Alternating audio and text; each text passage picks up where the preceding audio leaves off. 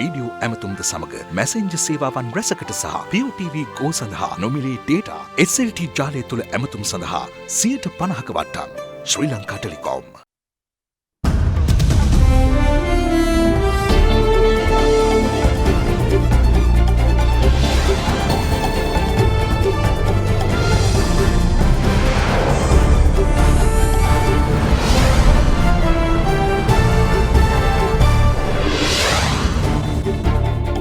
අද 2020 අප්‍රේල් 16 බ්‍රහස්පතින්දා සිරස්තල නිරෝධායනය අවසන් කළ කාන්තාවකට කොරෝනා වැළඳී කොළඹ නාකලගම් වීදිය හුදකලා කෙරේ.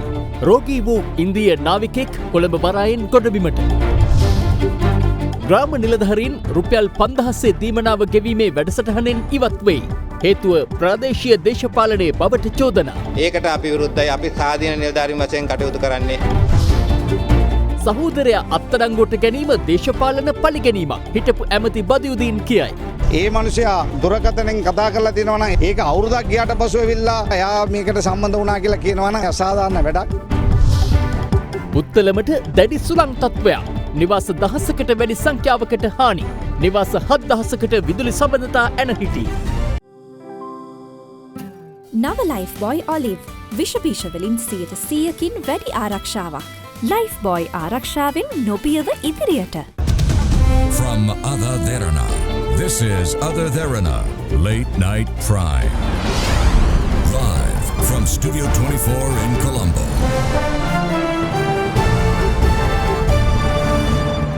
ආයුබෝවන් ඔබ මේක්වන්නේ අද දින රාත්‍රී 10 ප්‍රධාන ප්‍රවෘත්ති විකාශයත් සමග. දින 5කට පසු නිරෝධායන මධ්‍යස්ථානවලින් පිටත COVID-19 වෛරසය ආසාදනය වූ කාන්තාවක් ඊයේ රාත්‍රියේ හමු වී තිබෙනවා. මැද කොළඹ සෞඛ්‍ය වෛද්‍ය නිලධාරී වෛද්‍ය ධම්මික අධිකාරිවත්තගේ මහතා පැවසුවේ ඇය නිරෝධායනය නිම කළ කෙසෙල්වත්ත ප්‍රදේශයේ කාන්තාවක් බවයි. මේ අතර නාගලකම් වීදිය ප්‍රදේශයේ පුද්ගලයෙකුට පසුගියදා වෛරසය ආසාදනය වීමත් සමග එම ප්‍රදේශය අද පෙරවරුවේ සිට හුදෙකලා කෙරුණා.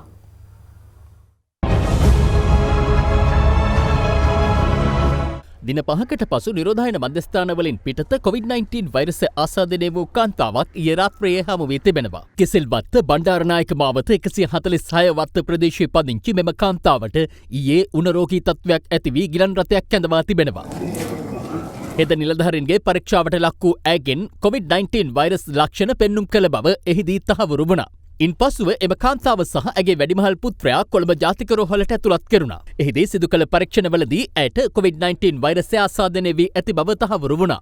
කෙසේ වෙතත් ඇගේ වැඩිමහල් පුත්‍රයාට වෛරසය ආසාදනය වී ඇති බව පරීක්ෂණවලදී තහවුරු වූයේ නැහැ.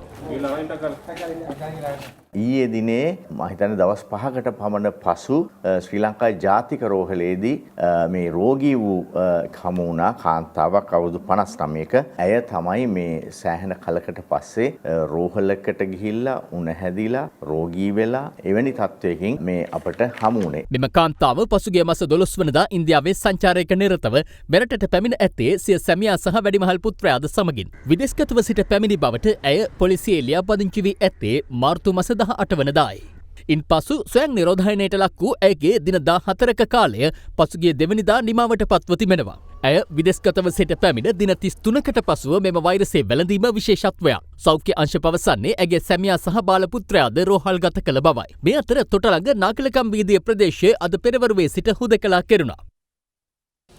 තොටලඟ නාගලගම් වීදිය ප්‍රදේශය අද පෙරවරුවේ සිට හුදකලා ප්‍රදේශයක් බවට පත් කිරීමට සෞඛ්‍ය අංශ පියවර ගත්තා. ඊට හේතුව බවට පත් වුණේ COVID-19 වෛරසය ආසාදනය වූ පුද්ගලයෙකු නාගලගම් වීදිය සෙක්කුවත්ත ප්‍රදේශයෙන් ඊයේ හඳුනා ගැනීමේ සිද්ධිය. ඒ අනුව මේ අවස්ථාව වන විට නිවාස 121ක පුද්ගලයන් 524ක පමණ ප්‍රමාණයක් මේ ප්‍රදේශය තුළ රැඳී ඉන්නවා. ඒ වගේම ඔවුන්ට පිටතට පැමිණීමට හෝ බාහිර පාර්ශ්වයන්ට මෙම ප්‍රදේශය තුළට ඇතුළු වීමට මේ තත්ත්වය යටතේ අවස්ථාවක් නැහැ. දැන් අපට හැකියාව පවතිනවා ඊයේ දිනේදී හඳුනා ගැනුණු COVID-19 වෛරසය ආසාදිත වූ පුද්ගලයා වාසය කළ නිවස ඩ්‍රෝන කැමරාව ආධාරයෙන් නිරීක්ෂණය කරන්නට. ජායල සුදුඇල්ල ප්‍රදේශයෙන් තහවුරු කරගෙනනු COVID-19 ආසාදිත පුද්ගලයා සමග මද්‍රව්‍ය භාවිත කළ තොටලඟ නාකලකම් වීදිය සෙක්කුවත්ත ප්‍රදේශයේ පදිංචි පුද්ගලයෙකුටයි මෙලෙස වෛරසය ආසාදනය වී ඇත්තේ. සෞඛ්‍ය අංශ පවසන්නේ ඔවුන් මෙම ප්‍රදේශයේ විවිධ තැන්වල සැරිසරා ඇති බවයි.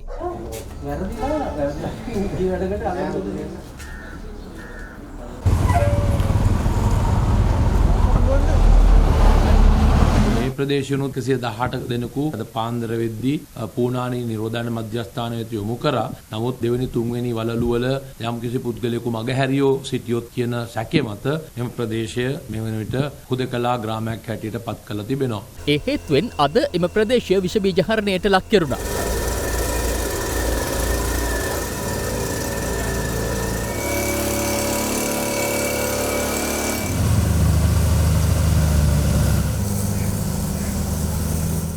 එමෙන්ම එම ප්‍රදේශයේ පදිංචිකරුවන්ගේ සෙම සම්පල පරීක්ෂා කිරීමද අද සිදු කෙරුණා.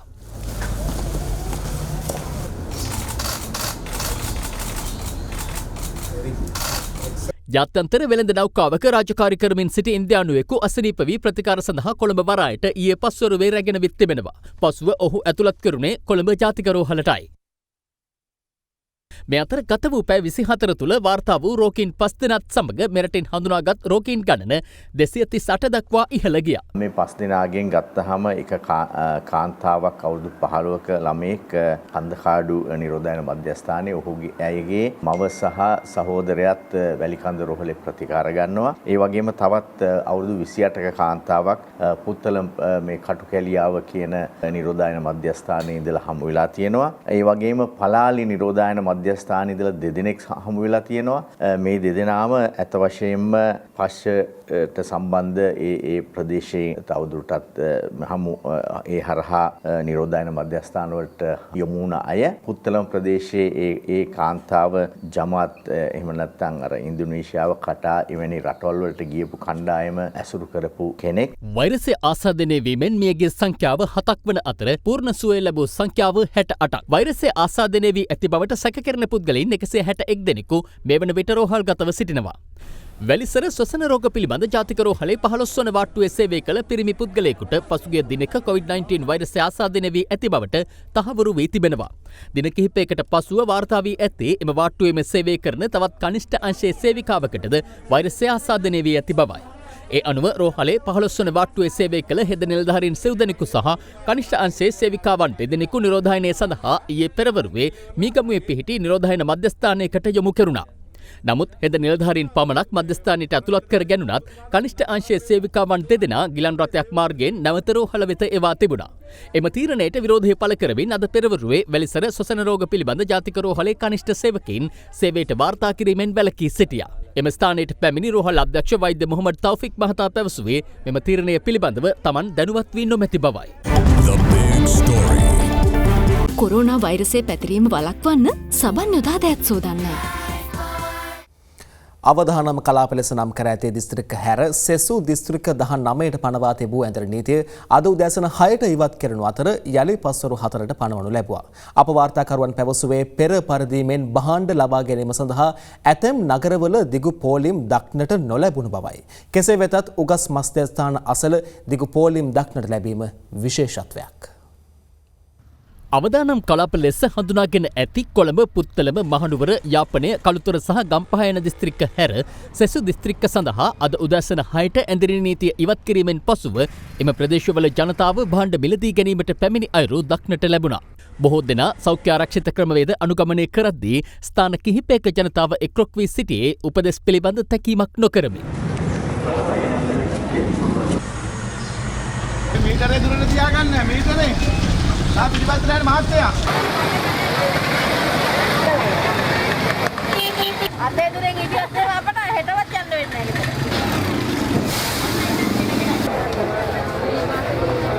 මුහුණු ආවරණ අනිවාර්ය කර තිබුණත් ඇතැම් වෙළඳුන් තම කටයුතු වල නිරත වූ අයුරුයි මේ. මාස්ක් එක අමතකුණා. ඒ දෙන්නම එකවත් දාන්නේ. මාස්ක් එක්කෝ අමතක වෙනවා නේ. ඔයාලට මාස්ක් නැද්ද? මාස්ක් එකක් තියෙනවා දාගන්න. ඔයාලා මාස්ක් එක මෙන්න. දැන් මාස්ක් දාන්න කියලා ඉන්නේ. යන්න. ඔයාලා මාස්ක් එක. ඔයාලා මාස්ක් එක.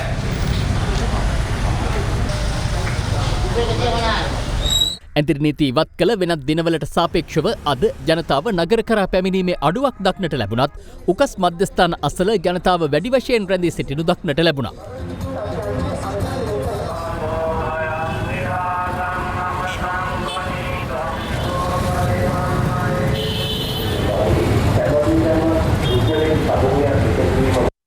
දිස්ත්‍රික්ක 19ක් සඳහා අද පසුරු 4ට යලි පැන වූ ඇඳිරි නීතිය 20 වන සඳුදා උදෑසන 6 තෙක් බලපැවැත්වෙනවා. 20 වෙනිදායින් පසු එම දිස්ත්‍රික්ක 19ට ඇඳිරි නීතිය ක්‍රියාත්මක වීම පිළිබඳ පසුව දැනුම් දෙන බවයි රජය පවසන්නේ. ඉහළ අවදානම් කලාප ලෙස හඳුනාගෙන ඇති කොළඹ, කළුතර, ගම්පහ, පුත්තලම, මහනුවර සහ යාපනය යන දිස්ත්‍රික්කවල ඇඳිරි නීතිය යලි දැනුම් දෙන තෙක් බලාත්මකයි. ඇඳිරි නීතිය පනවා ඇත්තේ ජනතාවගේ යහපත උදෙසා බැවින් ඒ හරහා ඇතිවන දුෂ්කරතා අවබෝධයෙන් සහ වගකීමෙන් යුතුව ඉවසා සිටින ලෙසයි රජය ජනතාවගෙන් ඉල්ලා සිටින්නේ. භාණ්ඩ මිලදී ගැනීමද අත්‍යවශ්‍ය ද්‍රව්‍යවලට පමණක් සීමා කරන ලෙසද රජය ඉල්ලීමක් කරනවා. COVID-19 ව්‍යාප්තිය හේතුවෙන් ජීවනෝපාය අහිමි වූ දෛනික වැටුප්ලාභී පවුල් සඳහා රුපියල් 5000 ජීවනාධාරය බෙදාදීමේ රාජකාරිවලින් ඉවත්වීමට තීරණය කළ බව ග්‍රාම නිලධාරී වෘත්තීය සංගම් පවසනවා. එම සංගම් පෙන්වා දෙන්නේ තමන් අදාළ සේවයෙන් ඉවත් වන්නේ ප්‍රාදේශීය වශයෙන් එල්ලවන දේශපාලන බලපෑම් නිසා බවයි. වෛරස ව්‍යාප්තිය හේතුවෙන් දෛනික ආදායම් බිඳවැටුණු ක්ෂේත්‍ර රැසක වෘත්තිකයන් සඳහා රුපියල් 5000ක ජීවනාධාරයක් ලබා දීමට රජය ඊයේ තීරණය කළා. නමුත් එම දීමනාව බෙදා දීමේ රාජකාරිවලින් ඉවත්වීමට තමන් තීරණය කළ බවයි ග්‍රාම නිලධාරී වෘත්තීය සංගම් කිහිපයක් අද මාධ්‍ය හමු පවත්වමින් ප්‍රකාශ කළේ. 5000 දෙන දීමනාව සම්බන්ධ ක්‍රියාවලියෙන් සියලු දෙනාම ඉවත් වෙන බව ශ්‍රී ලංකා වාසීන්ට අපි දැනුම් දෙනවා. ඒ නිසා මේ මොහොතේ පටන් මේ පිළිබඳව විමසීම් කරන්න ග්‍රාමනිලධාරීන්ව, ඔබතුමාලාගේ සමුදු සංවලධාරීන්, ඔබතුමාලාගේ ආර්ථික සංවලධාරීන්, ඔබතුමාගේ විශේෂයෙන්ම ඔබතුමාලාගේ ප්‍රාදේශීය ලේකම්ව විමසීම කරන්න, ඒ වගේම පළාත් පාලන නියෝජිතව විමසීම් කරන්න. අග්‍රාමාත්‍ය ලේකම් කාර්යාලය තුලින් නිකුත් කළ චක්‍රලේඛනයට අනුව අපි විසින් සියලුම ප්‍රාදේශීය ලේකම් කාර්යාලවල ඒ ගෙවන්න ඕන අවසාන ලැයිස්තු ඊයේ වෙනකොට සකස් කරලා අවසන් කරලා තිබුණා. එහෙම අවසන් කරලා තිබියදී ඊයේ සෞඛ්‍ය අමාත්‍යතුමිය මාධ්‍ය සාකච්ඡාවක් ඇඳවමින් ප්‍රකාශ කරනවා මේ ජීවනෝපාය සඳහා මේ නිර්ණායක යටතේ නැවත නිවස් වලට ගිහිල්ලා අයදුම්පත් පුරවලා මේක කරන්න ඕන කියලා මේ මාධ්‍ය සාකච්ඡාව පැවැත්තුවා. අපි ඒ පිළිබඳ දැඩි කනගාටුව ප්‍රකාශ කරනවා. ප්‍රබලව දේශපාලන මැදිහත් වීමක්, මේක දේශපාලනීකරණය කිරීමක් බව ඔබතුමාලට පෙනියන්නේ නැති. ඒකට අපි විරුද්ධයි. අපි සාධීන නිලධාරීන් වශයෙන් ග්‍රාම නිලධාරීන් කටයුතු කරන්නේ. කෙසේ වෙතත් දෛනික ආදායම අහිමි වූවන් සඳහා දීමනා ලබා දීම එළඹෙන 20 වනදා සිට සිදු කරන බවයි සමාජ ආරක්ෂණ අමාත්‍යාංශය පවසන්නේ. ඒ සම්බන්ධයෙන් විශේෂ අමාත්‍ය පවිත්‍ර වන්‍යාරච්චි මහත්මියගේ ප්‍රධානත්වයෙන් අද සාකච්ඡාවක්ද පැවැත්වුණා. මේ අතර නව සපිරි ග්‍රාමීය ණය යෝජනා ක්‍රමය යටතේ 104ක පොලි අනුපාතයකට භෝග වර්ග 36ක් සඳහා රුපියල් ලක්ෂ 5 දක්වා ණය මුදල් ලබා දෙන බව අත්‍යවශ්‍ය සේවා සඳහා වූ විශේෂ ජනාධිපති කාර්යසාධක බලකාය නිවේදනය කරනවා. රාජ්‍ය බැංකු මගින් ණය ලබා දෙන අතර ආපසු ගෙවීමේ කාලය මාස 9ක් වනවා. මේ අතර සපිරි ග්‍රාමීය ණය යෝජනා ක්‍රමය යටතේ සෞභාග්‍ය ගෙවතු වැඩසටහන සඳහා එක් ගෙවත්තකට භෝග වගාව සඳහා රුපියල් 40000ක උපරිමයකට යටත්ව රාජ්‍ය බැංකු මගින් ණය ලබා දීමටද මහ බැංකු අනුමැතිය හිමිව තිබෙනවා. COVID-19 හේතුවෙන් ජනතාව නිවසටම සීමා වී අදට දින 28ක්. රට නැවත යථා තත්ත්වයට පත්වන්නේ කවදාද? මේ ඒ පිළිබඳව කළ සොයා බැලීමක්. COVID-19 බලපෑමත් සමග රෝගය පාලනය කිරීම සඳහා ආණ්ඩුව විවිධ පියවර ගනු ලැබුවා. ඉන් එක් පියවරක් වූයේ රටපුරා ඇඳිරි නීතිය පැනවීමයි. ජනතාව නිවසේම රැඳවීම එහි අරමුණ වුණා. කෙසේ වෙතත් දෛනික කටයුතු යළි ආරම්භ කිරීම සඳහා ආණ්ඩුව මේ වන විට සාකච්ඡා පවත්වමින් සිටිනවා. ජනාධිපති ගෝඨාභය රාජපක්ෂ මහතාගේ ප්‍රධානත්වයෙන් ඊයේ එවැනි සාකච්ඡාවක් පැවැත්වුණේ ජනාධිපති කාර්යාලයේදී. අමාත්‍යාංශ ලේකම්වරු සමග පැවති එම හමුවේදී දේශීය ආර්ථිකය මෙන්ම ජනජීවිතය ආරක්ෂා වන අයුරින් සියලු කටයුතු ක්‍රියාත්මක විය යුතු බව ජනාධිපතිවරයා අවධාරණය කළා. ජනාධිපති මාධ්‍යංශය නිවේදනය කළේ ඇඳිරි නීතිය ලිහිල් කිරීම පිළිබඳවද මෙහිදී සාකච්ඡා කළ බවයි.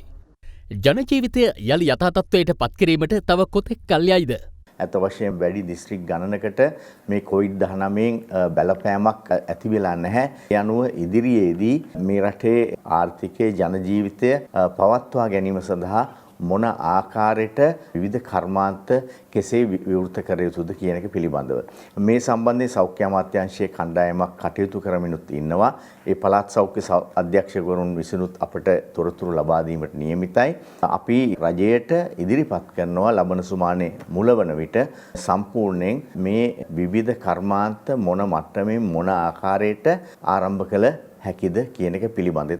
රට නැවත විවෘත කිරීම සම්බන්ධයෙන් රජයේ වෛද්‍ය නිලධාරීන්ගේ සංගමය දරන්නේ මෙවන් අදහසක්. සංගත රෝග විද්‍යාංශය කියන විදිහට 3000ක විතර ප්‍රථම ස්පර්ශකයෝ ඉන්නවා. එහෙනම් ඒ අයව ආක්‍රමණශීලී විදිහට පරීක්ෂණයට ලක් කරන්නත් නිතර පරීක්ෂා කරන්නත්. ඒ කරන වේගය මත තමයි රට විවෘත කිරීම තීරණය වෙන්නේ. ඇක්ෂන් ප්ලෑන් එකක් නැතුව එළියට එන්න බෑ. ඒතර අපිට ග්‍රාම නිලධාරී ඉවසම් මට්ටමට අපි දන්න රෝගීන් හිටියද ස්පර්ශක හිටියද කියලා. මේ ආකාරයට කලාප කීපයකට වෙන් කරගෙන අපිට වැඩ කටයුතු ආරම්භ කිරීමේ හැකියාවක් තියෙනවා. මේ නිශ්චිත වැඩ පිළිවෙලට අනුගත වුණොත් අපිට හැකියාව තියෙනවා රටේ සාමාන්‍ය තත්ත්වයට ක්‍රමානුකූලව එන්න.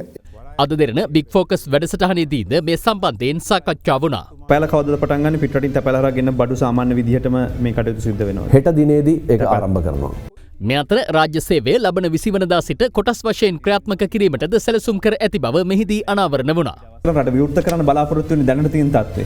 අපි බොහෝ දුරට අප්‍රේල් මාසේ 20න් පස්සේ 120ක් සතියට දවස ගානේ ඇවිල්ලා වැඩ කරන්නත් අනිත් අය ඒ එක දවසක ආවම ඊටු දවස් 4 ගෙදර ඉඳන් වැඩ කරන්නත් අනිකුත් දිස්ත්‍රික්කවලදී 50%ක සේවකයෝ එක දවසකට එන විදියට දවස් 2කට සේවකයෝ එන ආකාරයෙන් වැඩ කරන්නත් ඊට අමතරව මේ එන සේවකයන් එන වෙලාව Tamanට කැමති විදියට වෙනස් කරලා අර තදබදයක් ඇති නොවන විදියට රාජ්‍ය යාන්ත්‍රණය සක්‍රිය කරන්න අවශ්‍ය වැඩ පිළිවෙල සකස් කරලා තිනවා. මේකම පෞද්ගලික අංශයට පාවිච්චි කරන්න පුළුවන්. එතකොට එහෙම වුණාම අර දුම්රියේදී බස්වලදී ඇති වෙන තදබදය නැති කරගෙන සමාජ දුරස්ථභාවය ආරක්ෂා කරගෙන අපේ රටේ ක්‍රියාවලිය නැවත යථා තත්ත්වයට පත් කරන්න අවශ්‍ය වැඩ පිළිවෙල ජනාධිපතිතුමා මේ වෙනකොට උපදෙස් දීලා පටන් ගන්න සූදානම් කරලා තියෙනවා.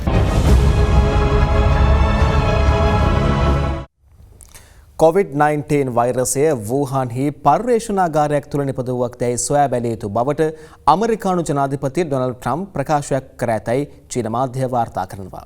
ඒ අතර චීන විදේශ අමාත්‍යංශය නිවේදනය කළේ තම රට මෙවැනි චෝදනා ප්‍රතික්ෂේප කරන බවයි.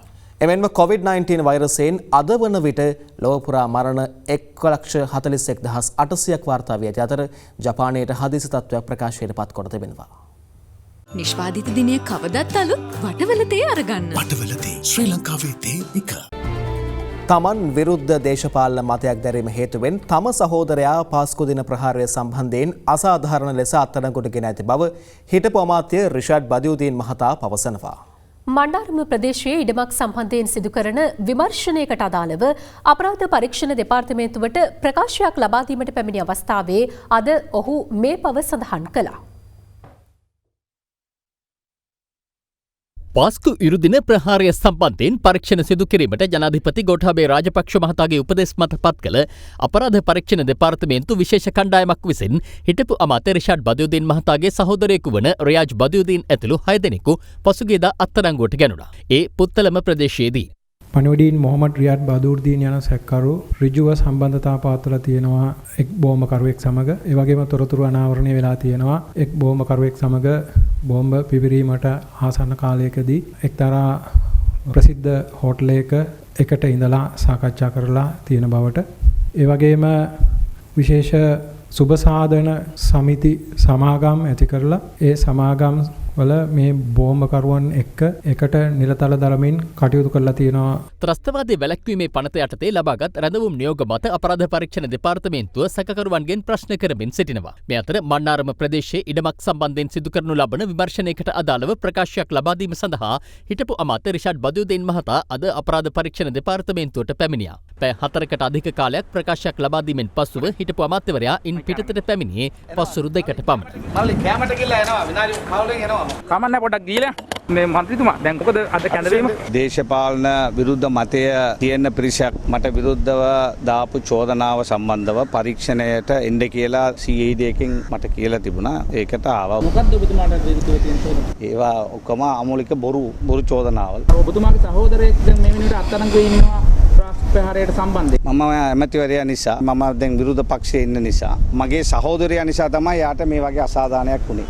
ඒ මගේ සහෝදරයා දුරකථනෙන් ඒ බෝම්බකාර ඉබ්‍රාහිම් කියන්නේ වැදගත් බිස්නස්මෑන් කෙනෙක්. පුතා ඉන්සාෆ් අහමඩ් කියන්නේ එයාත් ලංකාවම නම්බර් 1 එක්ස්පෝර්ටර් බිස්නස් එක්කාරයෙක්. ඒ මිනිහයා බෝම්බකාරයෙක් වෙයි කියලා අපි කවුද දන්නේ? බෝම්බ පුපුරන එනකන් කවුරුත් දන්නේ නැහැ. දැන් බෝම්බ පුපුරපු ඉන්සාෆ් අහමඩ්ගේ නෝනාත් කියනවා මමත් දැනගෙන හිටියේ නැහැ කියලා මගේ මාත්‍යා මේ වගේ වැරදි වැඩක් කරයි කියලා. එහෙම ඉන්නකොට මගේ සහෝදරයා හොඳම බිස්නස් කරන ව්‍යාපාරිකයා. ඒ මිනිහයා දුරකථනෙන් කතා කරලා තියෙනවා නම් යාට කෝල් එකක් එයාගෙන් ඇවිල්ලා තියෙනවා නම් ඉන්සාෆ් අහමඩ්ගෙන් ඇවිල්ලා තියෙනවා නම් ඒක අවුරුද්දක් ගියාට පසු ඇවිල්ලා එයා මේකට සම්බන්ධ වුණා කියලා කියනවා නම් අසාධාරණ වැඩක්. ඒ නිසා මේ පාස්කීරිදා සිද්ධියට හොය එන ත්‍රස්තවාදයට මගේ සහෝදරයා වොම් අපි කිසිම සම්බන්ධයක් නැහැ.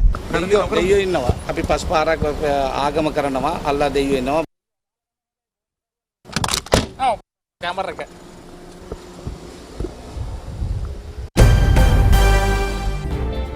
පුත්තලම දිස්ත්‍රික්කයේ ඊයේ පස්වරුවේ හමාගිය දැඩි සුළඟකින් නිවාස 1083කට පමණ හානි සිදුව තිබෙනවා.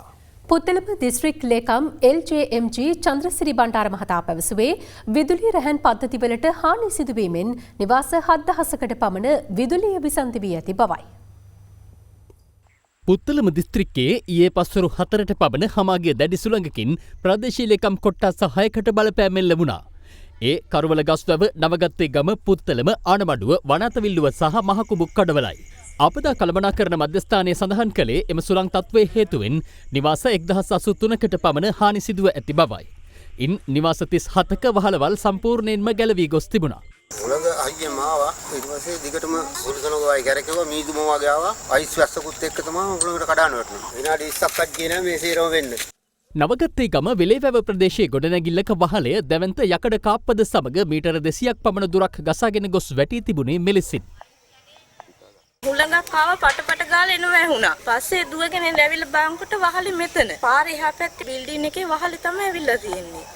ගස් කඩා වැටීමෙන් විදුලි රැහැන් පද්ධතියට දැඩි හානි සිදුව ඇති අතර නිවාස 7000කට පමණ විදුලි සැපයුම බිඳ වැටී තිබෙනවා. පවුල් වශයෙන් 1202ක පවුල් ප්‍රමාණයක් පීඩාවට පත් වුණා. මුළු හානි ලෙස නිවාස 1083ක් අර්ධහ පූර්ණ ලෙස අපිට වාර්තා වෙලා තිබෙනවා. විශේෂම ජාතික ආපදා සාංශය මධ්‍යස්ථානයේ මගින් ජාතික රක්ෂණ බහාර මුදල හරහා එම නිවාස වලට සියලු තක්සීරුවන් අඛණ්ඩව සිදු කරමින් සියලු මුදල් ගෙවීම සඳහා අඛණ්ඩව වැඩ කටයුතු සූදානම් කළ තිබෙනවා. වර්ෂාපතනයත් එක්ක ඇතිවෙන తాවකාලිකව තද සුළං හේතු කොටගෙන වලාකුළේ තියෙනවා මේ උඩු සුළං සහ යටි සුළං ධාරාවන්. ඒතර මෙන්න මේ උඩු සුළං යටි සුළං ධාරාවල් හේතු කොටගෙන ඒ අවට තියෙන ගස් කොළන් වල අතු කඩා වැටීම වහලවල් ගැලවීම වගේ සංසිද්ධීන් ඇති වෙනවා. ඒතර මේ සංසිද්ධියක් තමයි ඊයේ දිනේ පුත්තලම ප්‍රදේශයේ ඇති වෙලා තියෙන්නේ. ජපානයේ ප්‍රමුඛතම තීන්ත දැන් එස්ලෝන් නිවසින් කන්සයි එස්ලෝන් ලෙඩ නැති තීන්ත. ශ්‍රී ලංකා ආයෝජන මණ්ඩලය යටතේ පවතින කර්මාන්තශාලා ක්‍රමක්‍රමයෙන් යළි ආරම්භ කිරීමට තීරණය කර තිබෙනවා. ඇදිරි නීති බලපත්‍ර ලබා ගැනීම සඳහා රංජිත් d@boi.lk යන විද්‍යුත් තැපැල් ලිපිනයට යොමු කරන ලෙස සේවකයන්ගෙන් ඉල්ලීමක් කෙරෙනවා. දැන් තවත් දේශීය පුවත් කිහිපයක්. බිබිල මොනරාගල මාර්ගයේ කනුල්වෙල ප්‍රදේශයේදී කැබ් රථයක් තිරෝධ රථ දෙකක හා යතුරු පැදි දෙකක ගැටීමෙන් කුඩා දැරියන් දෙදෙනෙකු සමග 5 දෙනෙකු තුවාල ලැබුවා. අනතුර සිදුවීමත් සමග ප්‍රදේශයේ නොසන්සුන්කාරී තත්ත්වයක් හටගත්තා. අතයි කකුලේ කැල්ල තමයි සූර්ය කොල්ලගේ. හොන්ඩල් කරන්න බෑ 200 අඩු ගන්න 200වත් දෙන්න තියෙනවා.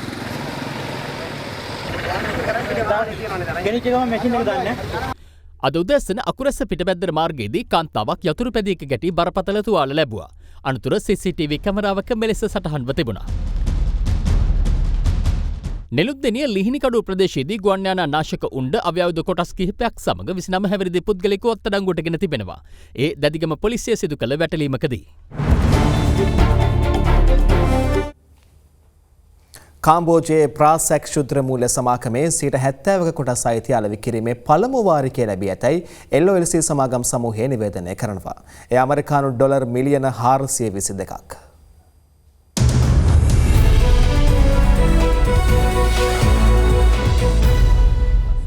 කාම්බෝජයේ විශාලතම සහ වඩාත්ම ලාභදායී ශුද්‍ර මූල්‍ය ආයතනය ප්‍රාසෙක් සමාගමයි.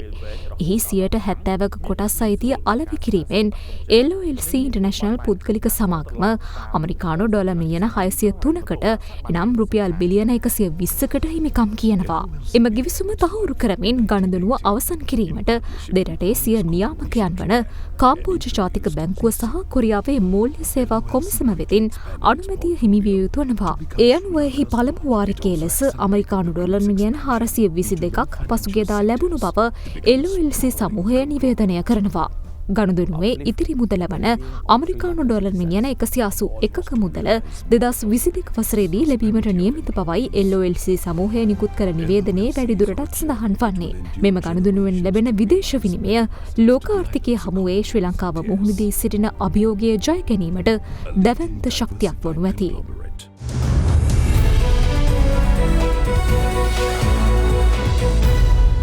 සමගින් අද දරන රාත්‍රී 10 ප්‍රධාන ප්‍රවෘත්ති විකාශය නිමාවට පත් වෙනවා. සුබ රාත්‍රියක්.